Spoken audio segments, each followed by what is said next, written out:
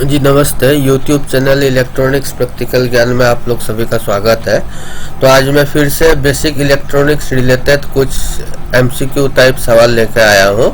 तो सबसे पहला सवाल है हमारा, the reverse current in A diode is of the order of. तो जो रिवर्स करंट है उसको, जब डायोड को हम रिवर्स बायस करते हैं तो जो करंट फ्लो करता है उसे रिवर्स करंट या लीकेज करंट या रिवर्स सैचुरेशन करंट, ये तीनों टर्म एक ही है, तो इसमें कंफ्यूजन नहीं करना है। लीकेज करंट अगर बोले या रिवर्स करंट बोले या रिवर्स सैचुरेशन करंट बोले, इनका मतलब एक ही होता है। ये करंट डायोड को रिवर्स बायस करने पर माइनॉरिटी कैरियर के वजह से फ्लो करता है और इसका जो अमाउंट है बहुत ही ज्यादा कम होता है। इसका सही आंसर होगा option C, micro ampere range में होता है।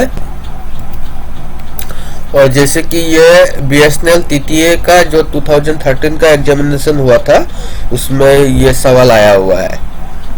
दूसरा सवाल है हमारा, the forward voltage drop across A silicon diode is about. तो इसका सही जवाब होगा 0.7 वोल्ट। तो फॉरवर्ड वोल्टेज ड्रॉप बोले या नी वोल्टेज बोले या थ्रेशोल्ड वोल्टेज बोले, ये तीनों का मतलब एक ही होता है।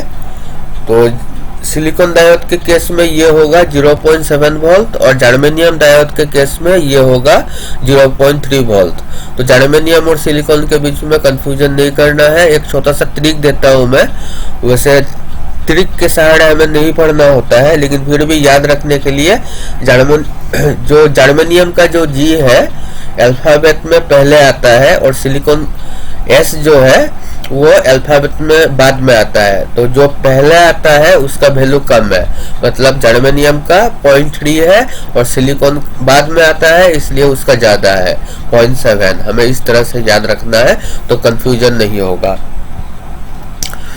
तीसरा सवाल है, ए crystal diode is used as. इसका सही जवाब होगा ए रेक्टिफायर। अब एक सवाल मन में आता होगा कि ये क्रिस्टल क्या हुआ, डायोड को क्यों क्रिस्टल कहा जाता है। तो जो भी सेमीकंडक्टर से बने हुए मटेरियल होते हैं उन्हें क्रिस्टल कहा जाता है। और चौथा सवाल है, DC resistance of a crystal diode is it's AC resistance. तो इसका सही जवाब होगा ऑप्शन सी।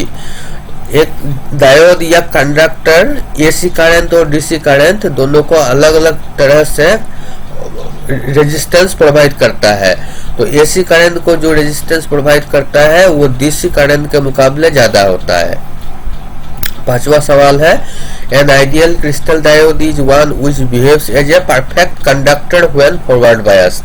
सही जवाब होगा फॉरवर्ड बायस करने पर एक डायोड कंडक्टर की तरह बिहेव करता है।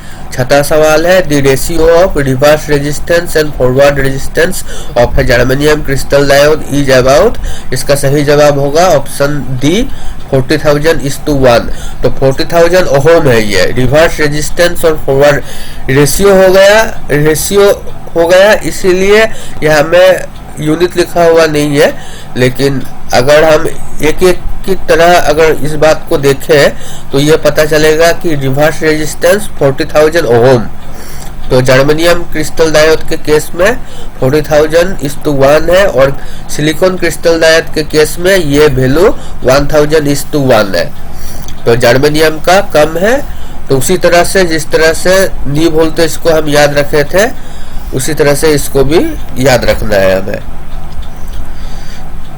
सातवां सवाल है, the leakage current in a crystal diode is due to.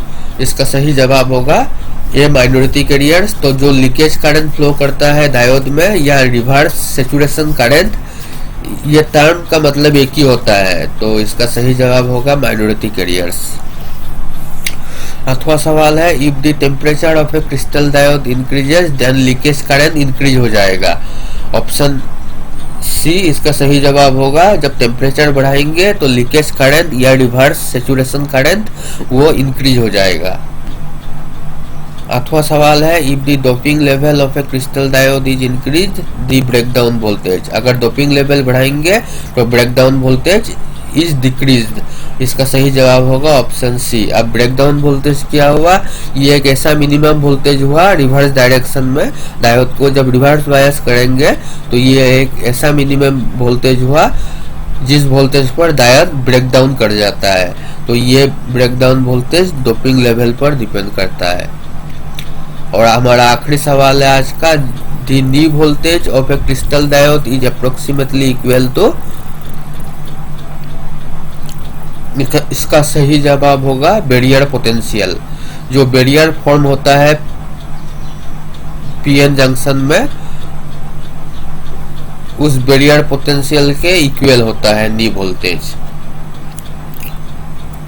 तो नी वोल्टेज कितना है, जर्मेनियम के केस में 0.3 होगा और सिलिकॉन के केस में 0.7 वोल्ट होगा। Thank you.